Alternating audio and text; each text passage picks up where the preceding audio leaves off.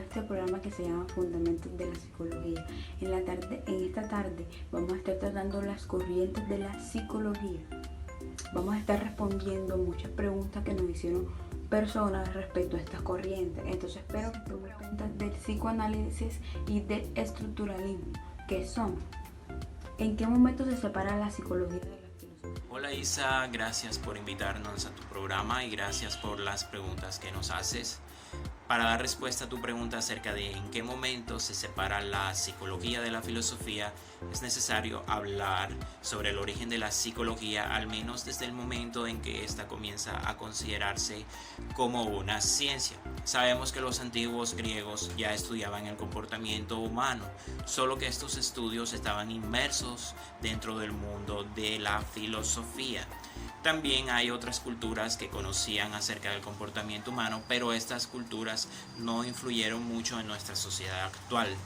En 1879 se desarrolla el primer laboratorio psicológico en Leipzig, Alemania. En este momento se separa la psicología de la filosofía gracias al doctor Wilhelm Wundt, quien nace en 1832 y muere en 1920.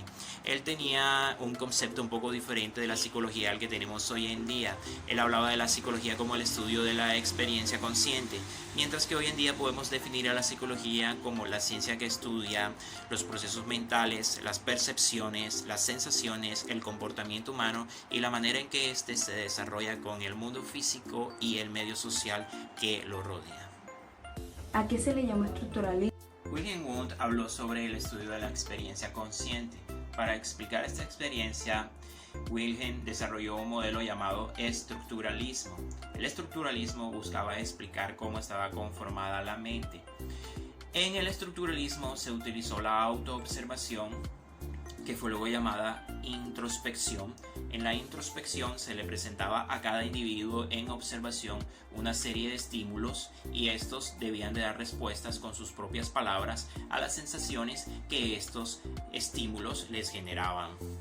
Se pensaba que luego del análisis de las respuestas de cada individuo se podía explicar cómo estaba conformada la mente. ¿Qué crítica recibió el estructuralismo? El estructuralismo recibió críticas, entre esas podemos mencionar la de la subjetividad. La de la subjetividad porque los individuos que eran analizados a través de la presencia de estímulos daban respuestas a estos estímulos de manera muy personal y estas respuestas carecían de cientificidad y objetividad. Así se fue preguntando cada vez más si de verdad el estructuralismo era lo suficiente o era lo suficientemente capaz de explicar cómo estaba conformada la mente. También recibió críticas en cuanto a la introspección, debido a que la introspección no podía ser aplicada en niños o animales porque ellos no podían ser adiestrados de esa manera. Recibe también críticas en cuanto a que no estudió lo relacionado con el pensamiento, el lenguaje, la moralidad y la conducta anormal. ¿Qué es el psicoanálisis? ¿Qué tendencias propone el psicoanálisis? El psicoanálisis es otra corriente psicológica, la cual tiene su origen con Sigmund Freud.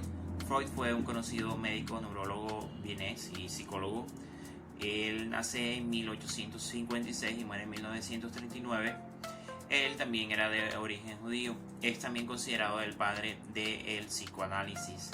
Freud consideró que el comportamiento de las personas estaba determinado por una serie de procesos inconscientes sobre los cuales las personas no tenían ningún tipo de control y pone como ejemplos de estos procesos inconscientes a los sueños y a los lapsus.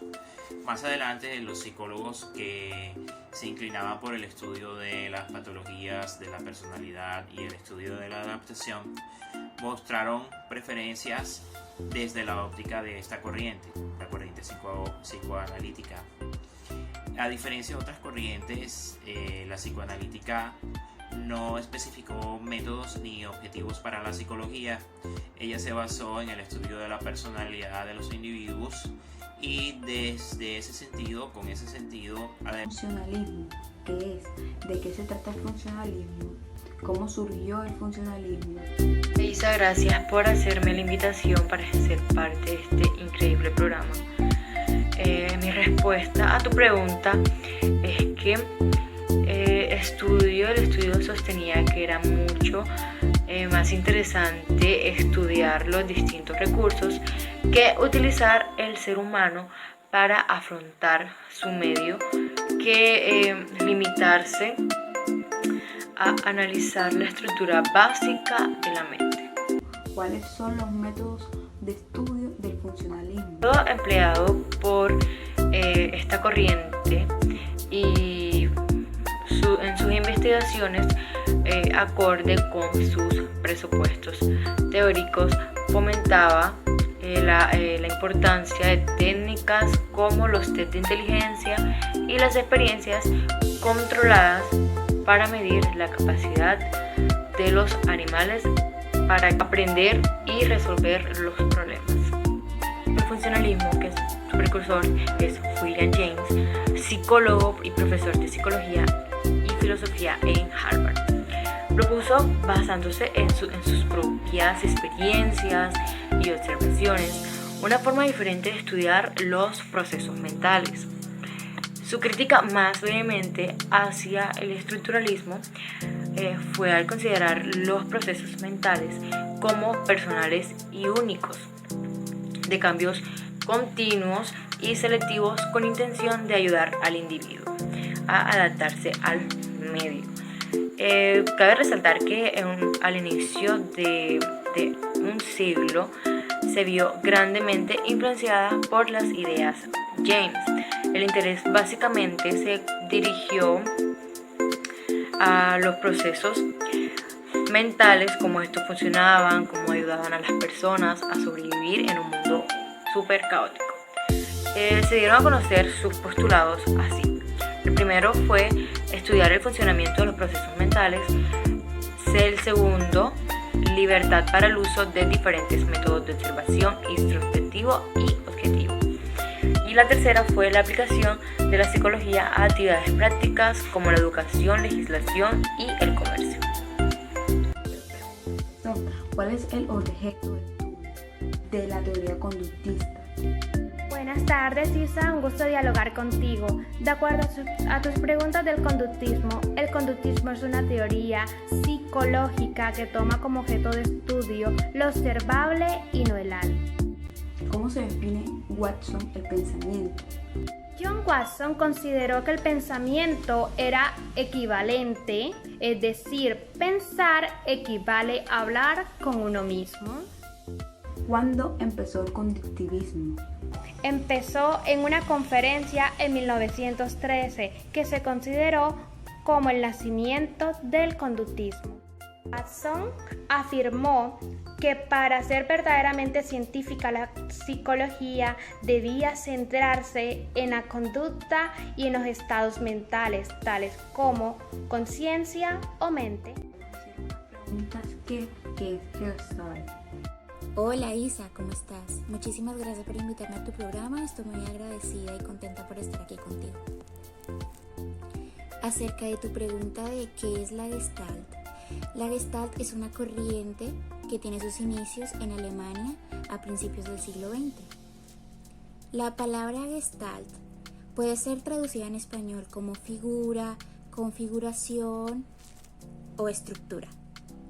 Es una corriente perteneciente a la psicología humanista, la cual se caracteriza por no estar exclusivamente hecha para tratar solamente personas enfermas, sino también esta es muy importante para desarrollar el potencial humano. Se encuentra así entre los enfoques que nacieron como alternativa al psicoanálisis y a las corrientes conductistas. La Gestalt nos recuerda que los seres humanos no solamente somos mente y cuerpo o emociones, sino que somos una totalidad de todos ellos. Y a través de ellos, pues, nosotros conformamos nuestra experiencia y la percepción. ¿Cuáles son los principales antecedentes de esta corriente y su principal objeto de estudio? Esta pregunta es muy interesante porque diría yo que una de las bases o antecedentes de la corriente de la Gestalt es la corriente filosófica. Pensadores como Kant o Descartes elaboraron la base teórica pues sobre la que esta escuela como la Gestalt se desarrolló. Y uno de los objetos de estudio de esta corriente es la percepción. Los psicólogos de Gestalt se centraron principalmente en buscar explicaciones sencillas y naturales que pudieran explicar pues lo que ellos exponían y nuestra forma natural de ser, de sentir, de percibir las cosas y pues de la manera en que nosotros desarrollamos el aprendizaje. Los psicólogos de Gestalt son célebres por sus contribuciones al ámbito del aprendizaje y pues obviamente a la resolución de problemas. De percibir la realidad a través de la percepción logramos adquirir conocimientos del mundo, de interactuar con él y de conectar con los demás, con las personas que nos rodean. Podemos ver muchísimos ejemplos de esto y que obviamente pues hasta el día de hoy siguen siendo aplicables a nuestro día a día. Tienen aplicaciones y aportes a la vida diaria de hoy en día. Una de las grandes ventajas de la Gestalt es su aplicación. Esta fue una de las cosas porque esta corriente pues fue muy exitosa. Llegó a ser tan exitosa pues por la aplicación de sus métodos al ámbito cotidiano y la sencillez de sus planteamientos. Sus ideas nos ayudan a comprender cómo nosotros interpretamos e interactuamos con la realidad. Por ejemplo, nos explican parte de las ilusiones ópticas, muchas de ellas las podemos ver en afiches, publicidad, en las redes sociales, o puede explicar nuestro comportamiento cuando vamos en la calle y nos concentramos en diversas cosas en vez de agruparlas todas.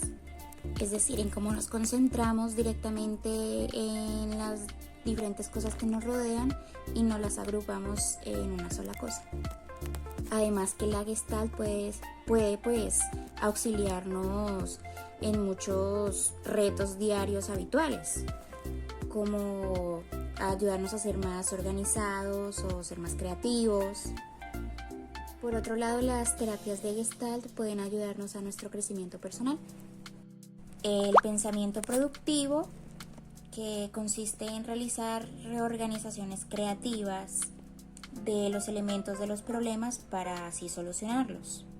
Y los reproductivos, que se dedican a aplicar los conocimientos anteriores, pero de una forma más mecánica.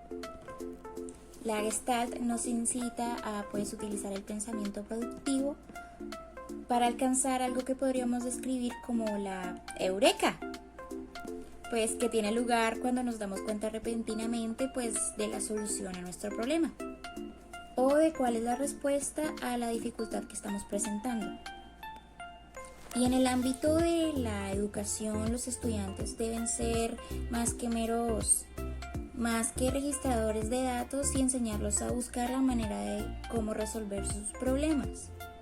Prácticamente todas las contribuciones de la Gestalt pueden ser aplicadas en el ámbito de la educación y la enseñanza.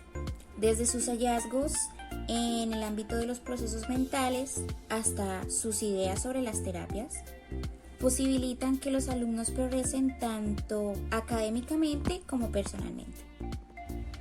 Esta corriente fue muy exitosa, pero ¿cuáles fueron sus principales criterios? Sí, a pesar de que esta corriente gozó de mucho éxito, tuvo varias críticas. Aún en día sus ideas siguen siendo muy exitosas, aunque no se libran de los críticos. Los planteamientos de organización receptiva son considerados vagos y ambiguos por algunos expertos. Además, otros científicos de la época alegan que sus experimentos no fueron muy científicos. Recuerden que en la época donde esta corriente fue expuesta, estaban acostumbrados a procesos y métodos bastante rigurosos, por la cual esta corriente fue como el boom de su época. No, muchísimas gracias a ti por invitarme, fue un placer haber estado aquí y respondido esas preguntas tan interesantes. Muchísimas gracias, Is. Un beso. Hemos llegado al final de nuestro programa, espero que le hayamos respondido todas las interrogantes que nos habían hecho respecto a toda esta corriente. Espero que el concepto que tenían ahora de las corrientes les haya quedado súper claro y entonces los espero en otra sección de este programa. Chao.